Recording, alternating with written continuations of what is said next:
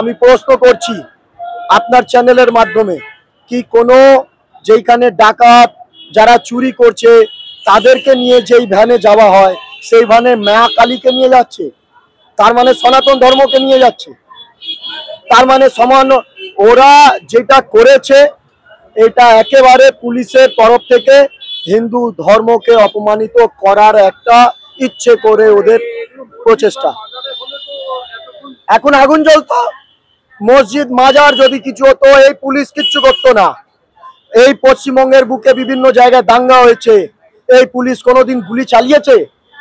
ধামা চাপা দেওয়ার চেষ্টা করেছে? হাত সারেন্ডার করেছে। আমাদের হাতে কিচ্ছু নেই, আমাদের হাতে কিচ্ছু নেই।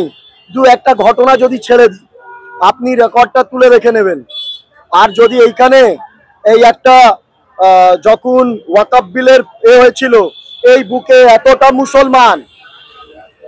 মুসলমান সেইখানে পুলিশের সামনে গ্রামের পতাকা আমাদের গেরুয়া পতাকা খুলিয়ে দিল, সেইখানে পুলিশের কোনো প্রতিবাদ নেই, ওদেরকে ধরে জেলে ভরার কোনো চেষ্টা নেই।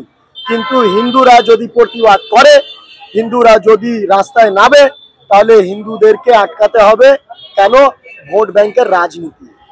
হিন্দুদেরকে ধর্মের যত অপমান হোক তাকে আটকাতে হবে, কারণ আমাকে ভোট চাই। এই মুখ্যমন্ত্রীর এইটাই উদ্দেশ্য বলে এই উদ্দেশ্যকে নিয়েই চলছে। আর উনি ভালোভাবে জানেন এই মোল্লাদের কারণেই উনি টিকে রয়েছেন। আমি নাম করে বলছি, যারা রাষ্ট্রবাদী, আমি হিন্দু ধর্মে জন্মেছি, যারা ওই ধর্মে জন্মেছে তারা মোল্লা, তারা স্বীকার করুক। কিন্তু এটা বুঝতে হবে কি যারা রাষ্ট্রবাদী মুসলমান তাদেরকে সমর্থন দিচ্ছি।